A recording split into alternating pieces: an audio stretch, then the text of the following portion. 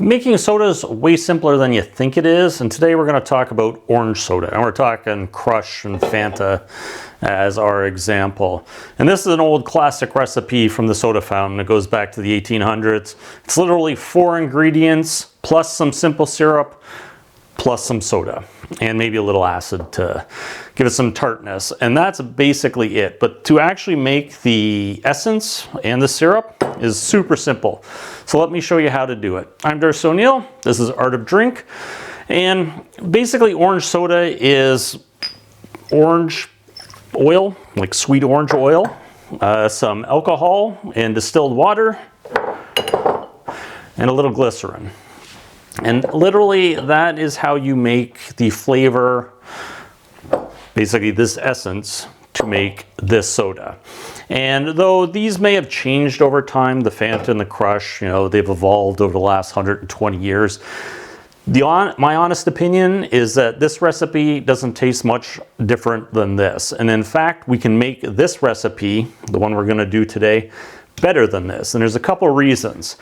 Now, the first thing you need to know is that you can change the oil. You don't need to just use sweet orange oil. You can use bitter orange oil, and that's going to give you, again, it's not bitter. The oranges just happen to be called bitter oranges, and the oil is extracted from that peel, whereas sweet oranges, the oranges we eat, make sweet orange oil. But you'll find bitter orange oil in things like Triple Sec, Cointreau, Grand Marnier. And so if you were to switch from a sweet oil in this recipe to a bitter orange oil, you'd have something more like Triple Sec soda. Now, if that gets your imagination going, think margarita. You can have, you know, basically lime in your Triple Sec soda and then maybe sweeten it with agave. And then all of a sudden you have a margarita soda. And these are the things that we're going to work on in the future. But I need to show you the basics. And it's just understanding that the alcohol is to extract the flavor compounds from the oil.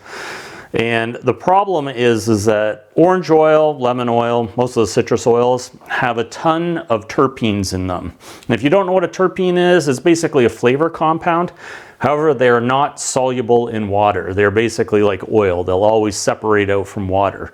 You may be able to get them in a little bit of alcohol and water mixture, but again, it's going to be difficult. So what you're really doing when you do what I'm about to show you is you're extracting the flavor compounds from the orange oil. We're literally extracting about 2% of the oil. And that 2%, that's not, they are more water soluble. So for example, this is C10 aldehyde or decanal. And its solubility in pure water is only about 40 milligrams per liter.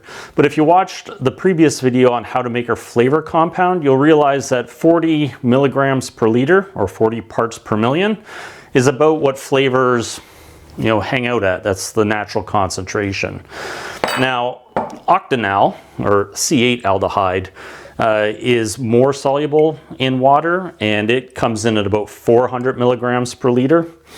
And obviously, because we're using ethanol in this, or some alcohol, it's going to increase the solubility when we make our essences. So the idea is we're taking a natural oil, we're extracting it, turning it into a syrup, adding soda water, and coming up with literally an orange soda. And again, it's not orange because you have to put dye in that. The orange color is artificial. So if you want to skip all the artificial stuff, you can. And speaking of artificial, this is, you know, Orange Crush, and you'll notice that it's hazy.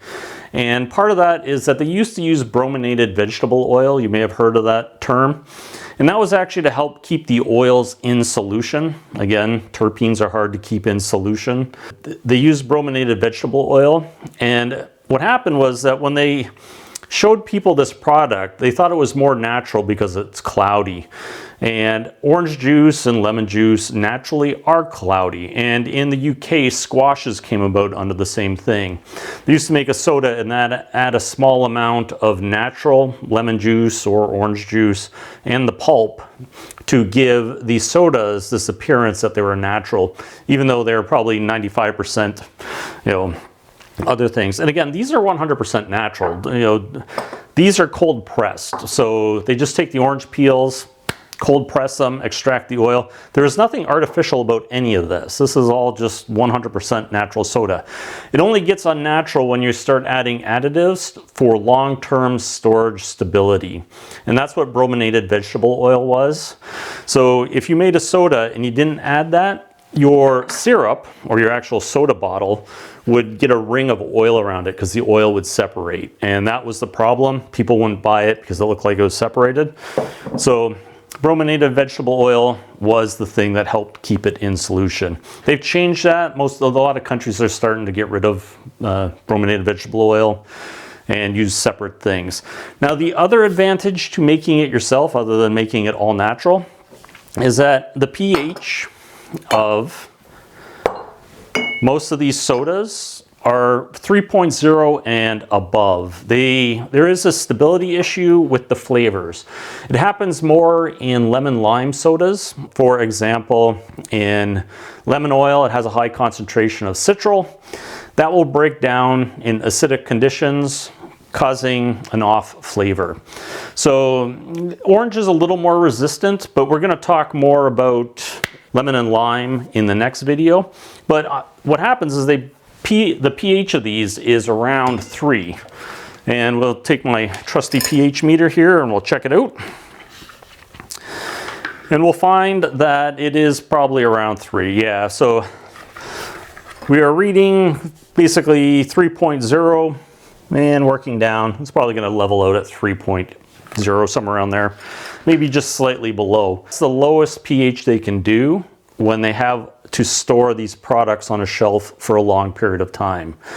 The benefit to you as formulating your own sodas is that you can actually make the pH lower. So you can go closer to 2, and that's what acid phosphate is. It comes in at a pH of about 1.8, but then when you mix it, it's gonna come out around 2. It gives your product more bite, more refreshing. You know, think margarita, think daiquiri. People love those drinks because they do have that acidic bite. And sodas, often they're cloyingly sweet because they put a lot of sugar in them and they can't put the acid or the pH down too low. Otherwise, it creates long-term storage issues. That is your advantage when making your own sodas, especially if you're a bartender and you want to have non-alcoholic drinks on the menu. These are, you know, adults, I drink them very occasionally for nostalgic purposes, just because kids love that stuff. I liked it as a kid, but nowadays it's not my thing. However, making it from different oils or making it less sweet with more acidic bite is far more refreshing because, as you'll see shortly when I make this actually tastes pretty good. Again, it doesn't have that overpowering sweetness and it's got a lot more of an acidic bite. So there's so much you can do, and so we've let this stabilize. It's 3.02, and that is basically the lowest they can go. As a bartender or anybody making it at home, you can easily drop this down to a pH of 2.0 using citric acid. And on the pH scale, a pH from 3 to a pH of 2 is 10 times stronger in acidity. Again, it's going to be a much more, have more bite to it, much more refreshing. Think again, margarita, daiquiri. There's a reason why those drinks have stuck around for so long. And again, just before I make this, you can even add, again, we don't need to do just orange oil, but today is a basic, you know, introduction into making it, just to show you how simple it is. But once you get to this point where you can actually make a basic orange soda for pennies a glass, you can start modifying it. And you know, if you want a little bitterness in it, you can add a little gentian extract. And I mean, that's stuff we're going to work on this channel. And you know, if we can work on it and make something that's non-alcoholic and great, that has like a margarita flavor, that'd be awesome, because you know, there's a market for low alcohol drinks. But anyway, there's so much to do this, I could talk about it all the time, but let me get into showing you how to make an orange soda. So let me show you how easy this is to make. And again, you can use just a plain old bottle for this, but I just happen to have the glassware, so I'm going to use it. Now, the first step we're actually going to do is we're going to measure out our oils. So for this, we want 30 mils, roughly, of your sweet orange oil. And if you don't have fancy beakers like this, well, I just happen to have them, so I use them. You use a jigger. And you can use these OXO ones, they're pretty accurate. But anything that's gonna get you 30 mils, which is 1 ounce, is going to be perfect. But you're gonna measure out your oil first. We're not gonna put that in there yet. And then we're going to measure out our alcohol. And we're gonna need 240 mils of this. Again, roughly, it doesn't really, you don't have to be accurate to the mil. I mean, you can use graduated cylinders and other stuff, but just get close. That will be good enough.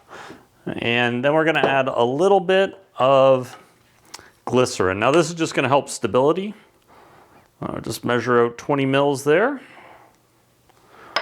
And now we can start assembling our stuff. So I always put actually get a funnel because this will make it less messy. Always add your essential oil first, because then you can just take your alcohol and rinse out your glass, and that will partially clean it and extract all the oil out of it that you can get. Now you want to add the remainder of your alcohol. I just save a little bit, and that will be for the end. Now we just put that on here. If you do use OXO ones or anything that's plastic, watch out, your essential oil and your alcohol will eat away at it. So it's safe to use for a short period of time, but you do want to wash it immediately after. And then I just put the lid in, or actually, sorry, we got to put the magnetic stir in first, then put the lid in, and then we just want to stir that for 15 minutes.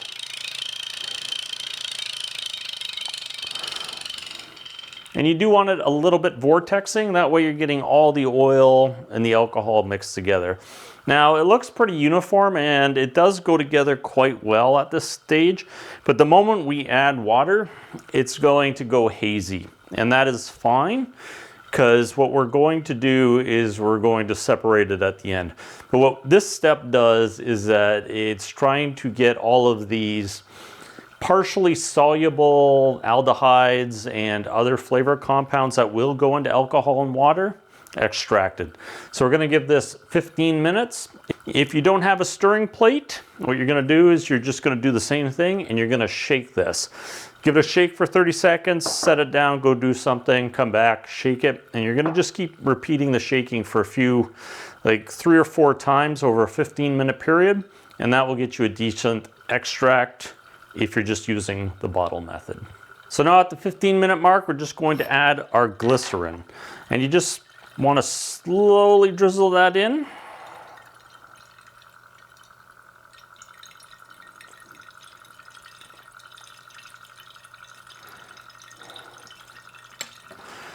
And that will be good.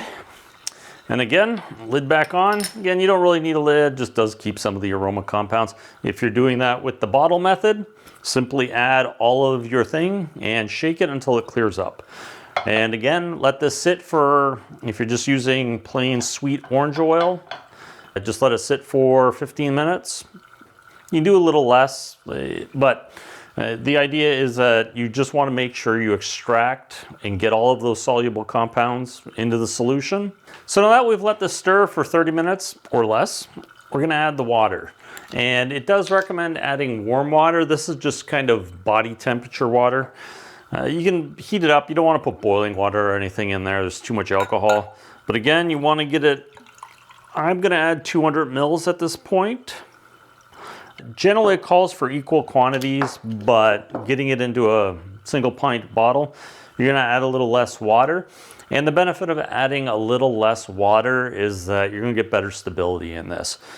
So again, we're going to take this out, put our funnel in, and it is going to go cloudy. And that is expected. So that's 200 mils of water in there. Again, if you're using the bottle method, do the same thing and then shake. Now this is where the bottle method becomes less desirable, is that you're gonna have to shake this every 5 minutes for a while. Stir plates are really cheap. You can get them for like, $50 or less online. And you just want it to form a vortex in there so that all the top oils are coming down into the bottom. And it will just stir up. If you were to add any of your aldehydes, now would be the time to do it. Again, you don't need to, but if you're looking for a stronger flavor or you like playing with flavor compounds, as I do, this is kind of the fun step to do it. But today I'm just doing it purely to make these soda type products. And again, 4 ingredients. Let it stir for 2 hours. Make sure the water's a little bit warm. You're gonna get a better, in theory, you're gonna get a better extract. Ice cold water is not recommended. But you just basically let that spin for 2 hours. And then we're gonna come back and we're gonna transfer it to the separatory funnel. So now that we've let this spin for 2 hours, we're going to do a simple transfer. Let me just turn this off. Take the stop. Make sure your stopcock is closed and tight. These come out so you can clean them. If you've never used one before, put that in there, take the cap off, and then we're just going to pour this in.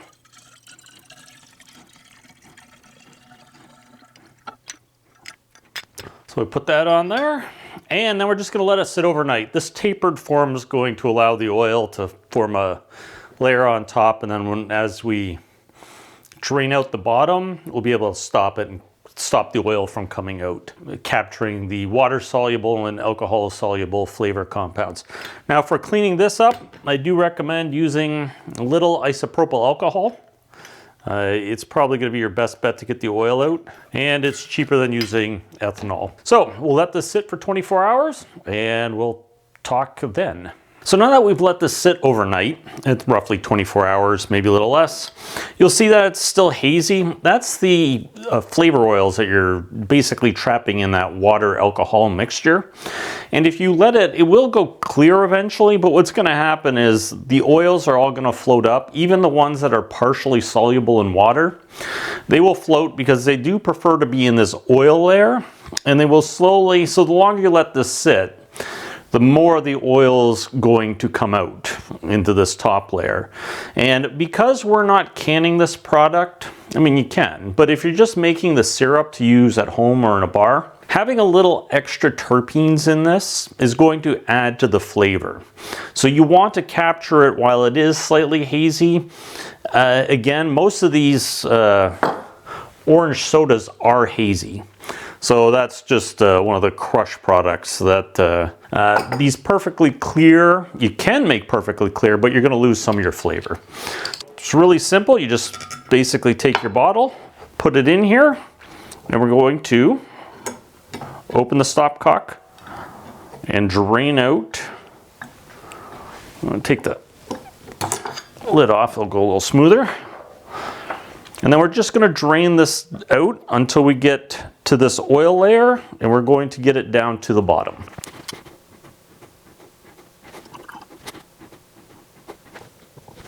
So at this point, we've basically captured everything we need. There's a little bit of a haziness in there. You can collect that if you want, but I find this to be reasonable. And I mentioned keeping a small amount of alcohol. I put a glass plate on this overnight, but you can add that now. And all that does is increase the alcohol strength a little bit to help keep the oils in solution. Now you probably will need to shake this every once in a while, just because those oils are going to want to separate. Though if you were to take it, if you've seen the video on how to make an essence and you were to take magnesium carbonate, put a little bit in here, shake it up, and then filter it, you'd probably get a clearer solution. So a little haze in this is not necessarily a bad thing. Once we add it to the simple syrup, most of the haze is going to disappear. And then once you add it to soda water, you're probably not even going to be able to tell between the carbonation and if you add ice. They're going to be pretty clear. Now, if you want to, you can add some coloring to this. That's up to you. You'd have to find a food grade orange dye, pretty common. You find them in the grocery store.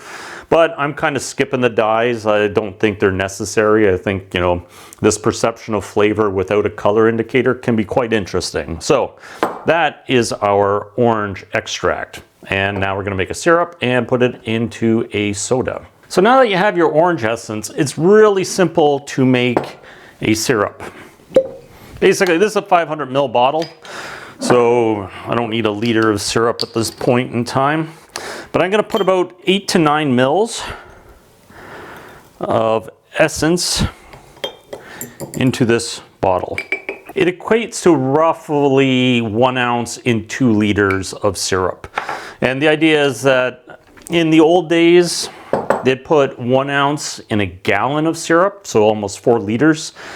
Modern tastes, as I've mentioned before, tend to lean for a little bit stronger. But if you want something more delicate, again, you're gonna have to experiment a little bit with this and find out what works best for you.